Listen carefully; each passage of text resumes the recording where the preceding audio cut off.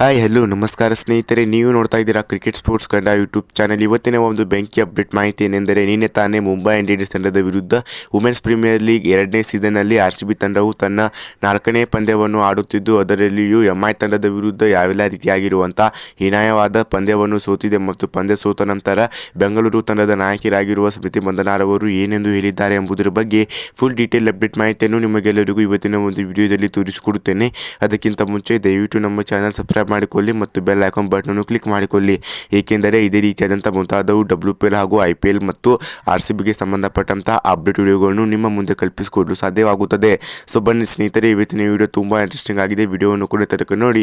ಬನ್ನಿ ಇವತ್ತಿನ ವಿಡಿಯೋನ ತಡ ಮಾಡದೆ ಶುರು ಮಾಡೋಣಂತೆ. ಸ್ನೇಹಿತರೆ, ನಿನ್ನೆ ತಾನೇ MI ತಂಡದ ವಿರುದ್ಧ ಹೀನಾಯವಾದ ಸೋಲನ್ನು ಒಪ್ಪಿದ ನಂತರ RCB ತಂಡದ ನಾಯಕಿಯಾಗಿರುವ ಸ್ಮೃತಿ ಮಂದನಾರವರು ಫ್ರೆಂಡ್ಸ್ ಕಾನ್ಫರೆನ್ಸ್ನಲ್ಲಿ ಪಂದ್ಯ ಮುಗಿದ ನಂತರ ಏನೆಂದು ಹೇಳಿದ್ದಾರೆ ಎಂದರೆ, 2024ರ WPL ಸೀಸನ್ 2ರಲ್ಲಿ ಕಳೆದ 2 ಪಂದ್ಯಗಳಲ್ಲಿ ನಾವು ಉತ್ತಮವಾದಂಥ ಪರ್ಫಾರ್ಮೆನ್ಸ್ ಅನ್ನು ತೋರಿಸುವುದರ ಜೊತೆಗೆ ಈಗಾಗಲೇ ಎಲಿಸ್ ಪೆರೇರವರನ್ನು ಕೂಡ ಹಿಂದಿನ ಒಂದು ಪಂದ್ಯದಲ್ಲಿ ತೆಗೆದುಕೊಂಡು ಬರಲಿಕ್ಕೆ ಸಾಧ್ಯವಾಗಲಿಲ್ಲ. ಆದರೆ MI ತಂಡದ ವಿರುದ್ಧ ಎಲಿಸ್ ಪೆರೇರವರು ಯಾವೆಲ್ಲ ರೀತಿಯಾಗಿರುವಂಥ ಪರ್ಫಾರ್ಮೆನ್ಸ್ ಅನ್ನು ತೋರಿಸಿದ್ದಾರೆಯೋ ಅದೇ ರೀತಿಯಾದಂಥ ಪರ್ಫಾರ್ಮೆನ್ಸ್ ತಕ್ಕಂತೆ ಈಗಾಗಲೇ ಮುಂದಿನ ಪಂದ್ಯಗಳಲ್ಲಿಯೂ ಕೂಡ RCB ತಂಡವು ಉತ್ತಮವಾದಂಥ ಪರ್ಫಾರ್ಮೆನ್ಸ್ ಅನ್ನು ತೋರಿಸಬಹುದು.